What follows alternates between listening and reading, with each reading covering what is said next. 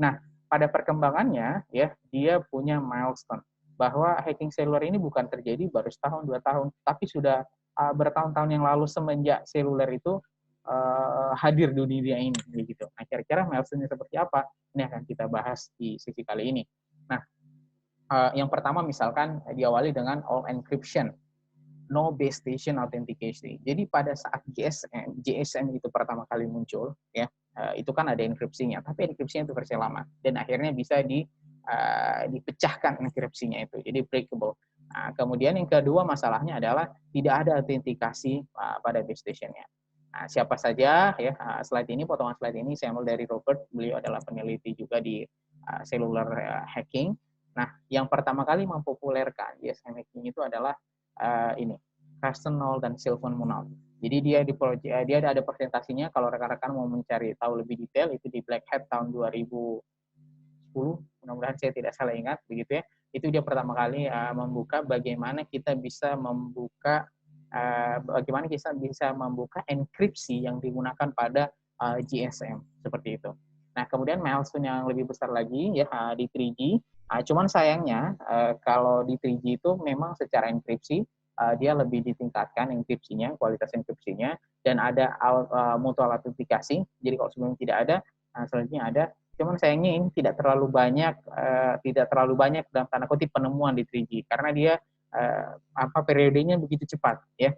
Jadi kan kalau misalkan periode yang agak lama itu kan GSM ya, kemudian muncul di 3G, tapi periodenya tidak begitu lama, orang akhirnya lompat ke 4G. Nah, kalau yang 4G ini adalah beberapa tokoh-tokoh yang nanti mungkin rekan-rekan bisa lihat ya namanya seperti apa.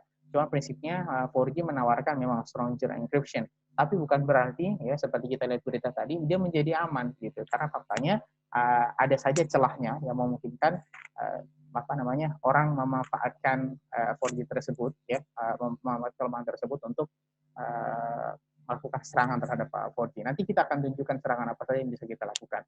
Nah, terus terkait dengan 5G ya, 5G beberapa orang agak pesimis bahwa sebenarnya 5G ini hanya copy 4G saja dari sisi keamanannya begitu. Dan yang kedua bahwa hari ini banyak yang mengklaim kita sudah 5G gitu Pak. Sebenarnya kalau kita boleh jujur ya itu sebenarnya belum pure 5G ya, karena ya handphone yang kita pakai kan maksimal juga sampai 4G LTE begitu.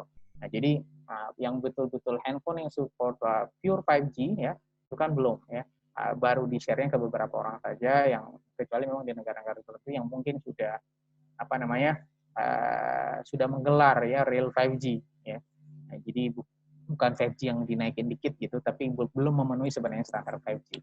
Nah, terus kalau bicara lebih detail lagi ya, kalau bicaranya milestone ya, pertama kali yang mempopulerkan attack terhadap GSM itu Barkan, itu di tahun 2003. Nah, cuman makin populer lagi ketika Snow secara publik mempresentasikannya di Black Hat. Di situ dia melihat kita bisa nih melakukan sniffing, ya, bisa kita mendecode, mendengarkan, membuka apa itu konten pesan yang ada di jaringan seluler. Nah, itu dia presentasikan di sana.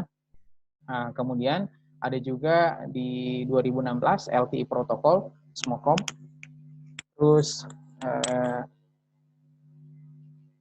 orang membuat LTE inspector ya, systematic approach for adversarial testing of 4G LTE.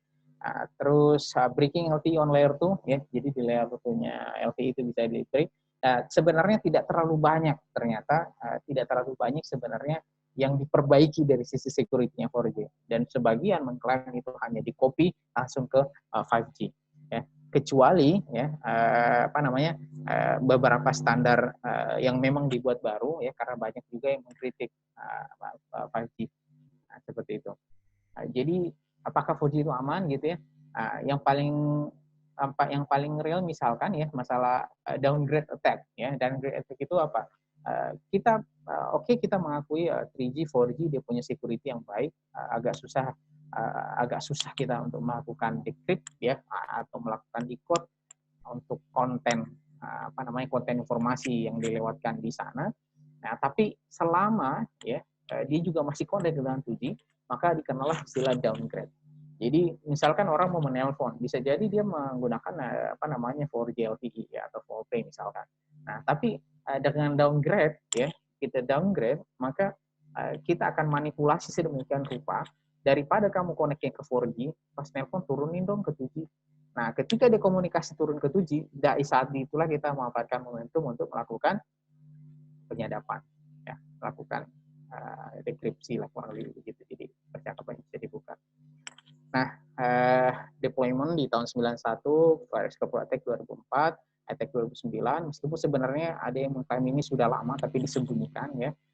Terus muncullah beberapa proyek-proyek yang sifatnya open cellular network, termasuk yang populer di Indonesia oleh Pak Ono ya, itu memperkenalkan OpenVTS ya. Sebenarnya ada lagi OpenBSD, ada juga OpenLTE, ada Open Air Interface, itu banyak. Bahkan sampai ke 5G itu sekarang sudah banyak.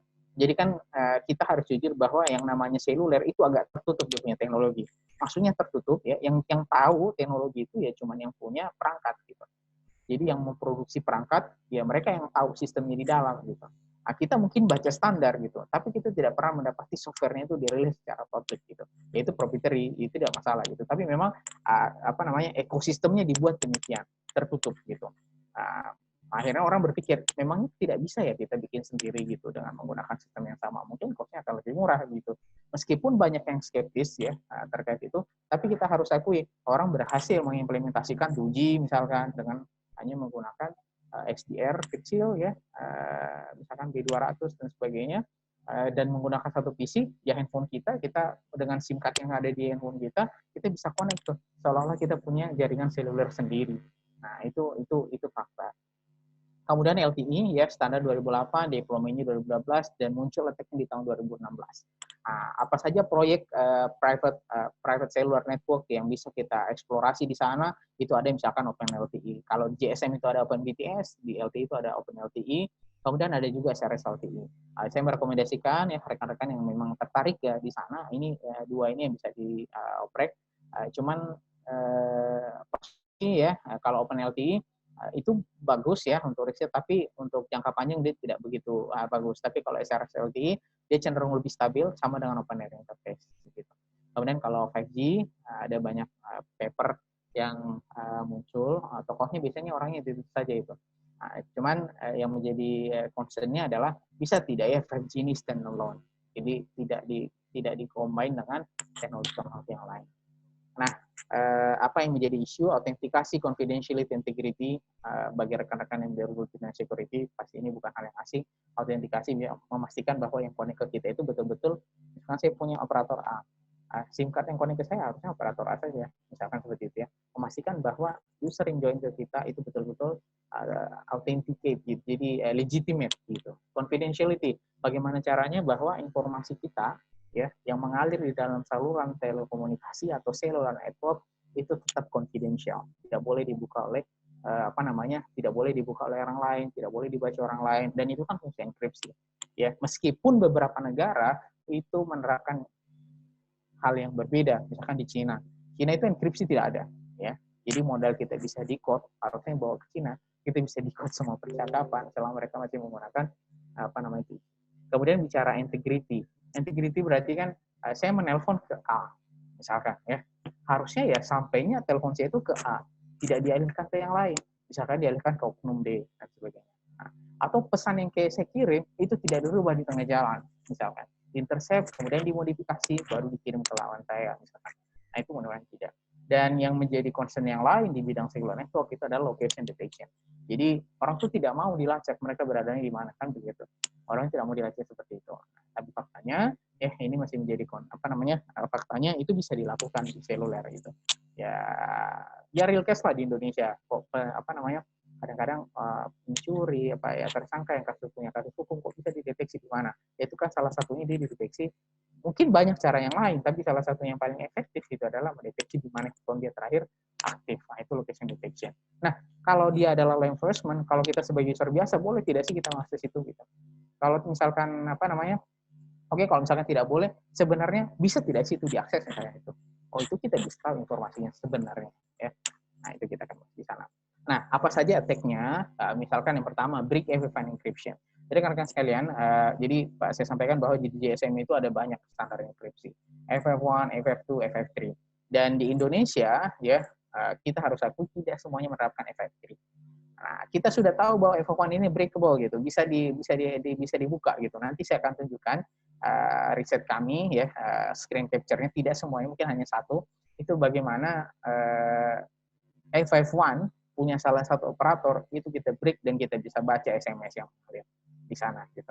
Nah, salah satu teknik yang digunakan ini yang diperkenalkan ya di sama Kernel dan kawan-kawannya itu rainbow table.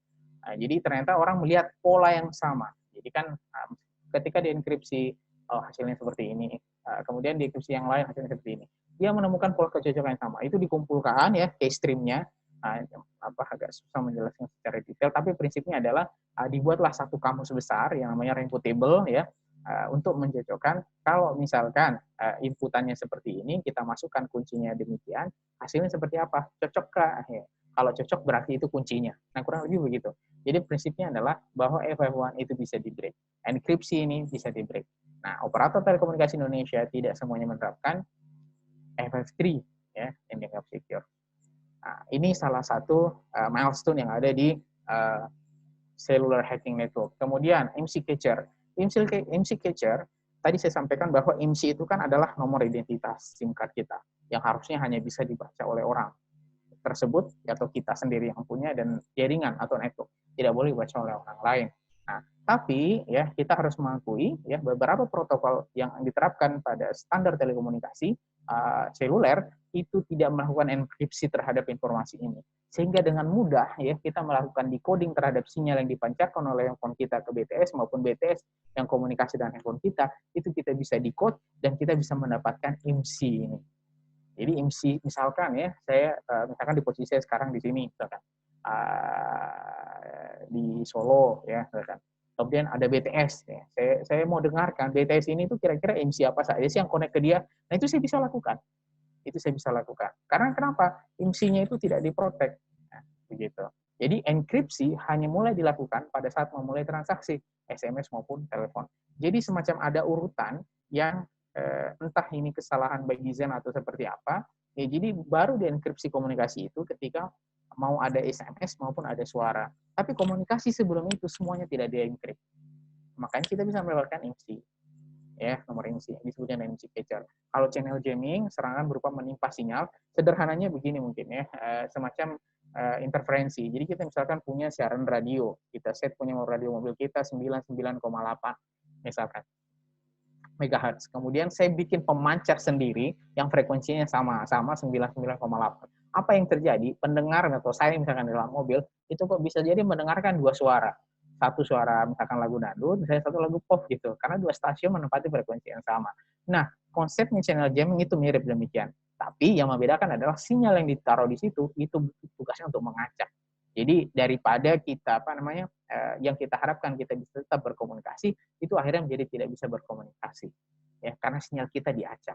Nah, kemudian ya sebenarnya tujuannya apa? Pola serangan ini dilakukan untuk menghentikan akses legitimate user ke jaringan seluler yang ada. Jadi handphone saya tujuannya apa? Kenapa harus di jamming begitu? Ya supaya tidak bisa connect. Nah, beberapa kan menawarkan produk jammer ya, misalkan di masjid atau di tempat rapat gitu. Bikin aja kita jamming di sana. Jamming khusus untuk 2G, jamming khusus untuk 4G, 3G. Jadi kalau misalkan orang masuk ke dalam rapat yang sifatnya itu confidential, kalau ada orang iseng bawa handphone, ya, orang iseng bawa handphone, kita pasang aja jamming di situ. Dengan harapan komunikasi handphone itu terputus ke jaringan seluler. Nah, itu disebutnya dengan channel jamming. Kemudian passive interception. Nah, yang kita lakukan sebenarnya tadi, misalkan dengan IMSI catcher, membuka komunikasi, itu sebenarnya masuknya passive interception. Jadi kita mengintercept ya, mendengarkan, padahal itu seharusnya tidak boleh kita dengarkan. Nah, tapi kenapa disebutnya pasif? Karena kita tidak mengganggu mereka yang berkomunikasi. Jadi kasar, mungkin istilahnya cuma nguping saja. Ya, kita cuma nguping saja begitu.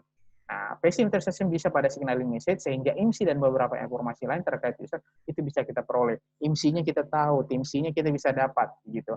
Dia connect dengan operator mana kita bisa tahu, dan macam sebagainya. Bahkan passive interception memungkinkan kita untuk mendapatkan komunikasi suara, bahkan konten SMS-nya. Itu sangat mungkin dilakukan. Nah, cuman bedanya apa? Kalau tadi untuk IMSI tidak perlu di-decrypt, ya. Kalau misalkan untuk suara, karena ada proses enkripsi di sana, Begitupun SMS, ya, tidak cukup hanya kita melakukan mendengarkan ya, tapi perlu didekrip dulu. Nah, cara mendekripnya itulah yang dipecahkan dengan menggunakan teknik rainbow table itu ya, F51 rainbow table itu ya, seperti itu. Jadi kita akan bisa dengar itu suaranya. Nah, ilustrasinya seperti ini ya. Jadi kan misalkan sebenarnya misalkan satu BTS ditaruh di samping rumah kita. Nah, di sekitar kita, di tetangga kita ada 10 orang, masing-masing pegang handphone. Nah, meskipun kita tidak berada berdekatan dengan tetangga kita tersebut, sebenarnya kita juga terpapar oleh sinyal yang diberikan BTS ke tetangga kita. Ya. Nah, jadi sinyal itu kan sifatnya memancar ya. Kalau kita misalkan membayangkan, sinyal itu kan memancar. Nah, sinyal itu artinya memancar, itu seperti lampu yang mengenai kita. Cahaya lampu itu mengenai kita. Dia bukan seperti sinyal laser. Maaf, ya, sinar laser misalnya. Sinar laser ketika di pancarannya itu fokus. Nah, pancarannya ini tidak fokus. Jadi dia menyebar, artinya apa? Yang mau disebarkan juga ke orang lain, itu sebenarnya kita terima juga. Nah, cuman ya protokolnya adalah kita tidak membuka orang yang lain karena itu bukan pesan untuk kita. Artinya apa? Kalau kita mau buka, ya itu bisa dilakukan gitu. Nah, itu disebut dengan passive interception. Nah, apa yang membedakan ya selanjutnya dengan active interception? Active interception dilakukan membangkitkan satu sel seolah-olah base station legitimate. Kalau misalkan ada rekan-rekan yang biasa main di Wi-Fi hacking, biasanya kan kita bikin raw access point, ya access point palsu. Kita bikin modelnya kayak Starbucks dan sebagainya, tujuannya untuk mengambil kredensial orang, misalkan begitu. Nah, konsep yang sama itu juga diimplementasikan di seluler. Mungkinkah orang membuat BTS palsu? Mungkin saja, ya mungkin. Dan itu sangat bisa dilakukan. Open BTS itu kan membuat BTS. Jadi kita membuat seperti layaknya BTS yang asli gitu. Nah, itu bisa kita lakukan. Nah, yang dilakukan selanjutnya ketika BTS-nya sudah nyala, si target ya instead of gitu ya, daripada dia tidak akan connect ke BTS yang asli atau legitimate, tapi dia akan connect ke BTS yang kita setup sendiri ini, yang palsu ini, baru kemudian diteruskan. Nah, jadi kita intercept di tengah. Ini full active interception. Kenapa disebutnya full active interception? Karena kita mengambil alih komunikasi mereka di tengah jalan. Jadi kita putus komunikasi mereka ke legitimate cellular base station, ya kita putus, kemudian kita alihkan komunikasi mereka ke fake BTS yang kita buat. Seperti itu. Kemudian SS7 vulnerability. SS7 ini seperti sebutnya signaling. Apa itu signaling? Mudah-mudahan saya bisa menjelaskannya dengan sederhana dan tepat. Prinsipnya begini. Misalkan kita punya handphone. Handphone ini kita akan berhubungan sebenarnya handphone kita ini, misalkan saya menelpon seseorang. Ketika saya menelpon seseorang, sebenarnya handphone saya itu tidak tersambungnya pada saat saya kirim suara. Kan tidak demikian. Handphone saya sebenarnya sudah tersambung ketika saya, misalkan ya, memasukkan nomor telepon 08 sekian sekian sekian sekian. Nomor telepon itu kan dibaca oleh si jaringan. Artinya ketika si jaringan membaca, saya sedang atau handphone saya sedang berkomunikasi dengan jaringan. Nah, si jaringan akan menentukan rutenya kemana dan sebagainya. Nah, itu kan proses komunikasi. Proses komunikasi ini di awal inilah sebelum kita mengirimkan suara kita atau sebelum hubungannya itu tersambung, itu yang disebut dengan signaling. Ya, ada banyak protokol yang lain di signaling ya, tapi salah satunya itu adalah SS7. Nah, jadi dia adalah signaling yang lama, ya model yang lama, tapi masih dipakai di beberapa kasus begitu. Jadi by design dia sudah vulnerable ya, dia bisa dieksploitasi. Nah, yang penting dilakukan oleh orang hari ini adalah bagaimana memproteksinya supaya orang tidak bisa akses. Oke, Bang, ini SS7 vulnerable gitu. Berarti kita langsung bisa hack? Tidak semudah itu juga ya. Karena ini attack-nya dari sisi network. Yang harus kita lakukan adalah SS7 ini vulnerable, tapi bagaimana caranya kita mendapatkan akses ini, ya mungkin itu yang menjadi challenge-nya, ya itu menjadi tantangannya. Nah, sampai saat ini bahkan kita masih bisa menemukan ya rekan-rekan sekalian, itu di black market itu dijual service untuk akses ke SS7. Nah, apa orang yang mau lakukan dengan mengakses SS7? Misalkan seperti itu. Dengan jasa-jasa ini, SMS, call routing, ya. Nah, itu mereka bisa buka, mengalihkan panggilan gitu. Tergantung servicenya apa yang mau diaktifkan. Tapi hal-hal yang demikian itu bisa diatur di SS7. Seperti itu. Kemudian location tracking with silent SMS. Nah, jadi ada kelemahan sistem SMS. Ya. SMS itu kan sebenarnya kayak model paging gitu ya. Kelemahannya di mana? Jadi orang tuh bisa mengirimkan SMS yang isinya tuh kosong, handphone kita menerima tapi tidak masuk ke dalam inbox kita. Jadi handphone kita tuh menerima dan handphone kita itu merespon. Oke, iya saya ada. Oke, pesanmu saya terima gitu. Pesanmu saya terima. Nah, ketika handphone kita membalas mengatakan bahwa oke, pesanmu saya terima, padahal di inbox itu tidak ada, di handphone itu tidak ada. Itu yang disebut dengan silent SMS. Nah, ketika dia membalas, disitulah kita mengidentifikasi dia ini ada atau tidak. Jadi ilustrasinya, misalkan begini ya, itu seperti mancing. Misalkan ada kolam ikan, saya pancing. Saya pancing, kemudian umpan saya itu dimakan. Pas itu dimakan, itu kan ketarik tuh. Pada saat ketarik, pada saat ketarik, saya mau mengatakan bahwa ikan itu ada di sini, misalkan seperti itu. Nah, prinsipnya sama dengan silent SMS. Ketika misalkan kita kirim silent SMS, SMS itu diterima, ketika diterima, pasti si handphone itu kan akan memberikan respon. SMS delivered. SMS-mu sudah saya terima, misalkan begitu. Nah, ketika dia menyampaikan pesan bahwa saya diterima, begitu ya. Nah, ketika pesan itu saya tangkap, saya bisa mendeteksi, oh dia itu ada. Nomor ini itu ada gitu. Nah, dia itu ada di sekitar ini, misalkan. Ya. Nah, prinsipnya seperti itu. Nah, terus yang lain, DOS ya, mungkin ini bukan istilah yang cukup sulit bagi kita, denial of service. Intinya user itu kehilangan layanan dari workstation. Jadi kita tidak bisa, kalau website misalkan habis DOS kan kita tidak bisa akses website itu. Nah ini sama, kalau misalkan kita kena DOS ya di seluler, itu bisa kitanya yang kena DOS, bisa jadi jaringan telekomunikasi yang kena DOS. Ya, nah, seperti itu prinsipnya kita kehilangan layanan sehingga kita tidak bisa menggunakan layanan telekomunikasi di situ. Gitu. Mungkin tidak bisa cari sinyal, ya tidak bisa nelpon, tidak bisa SMS karena kita sudah di DOS.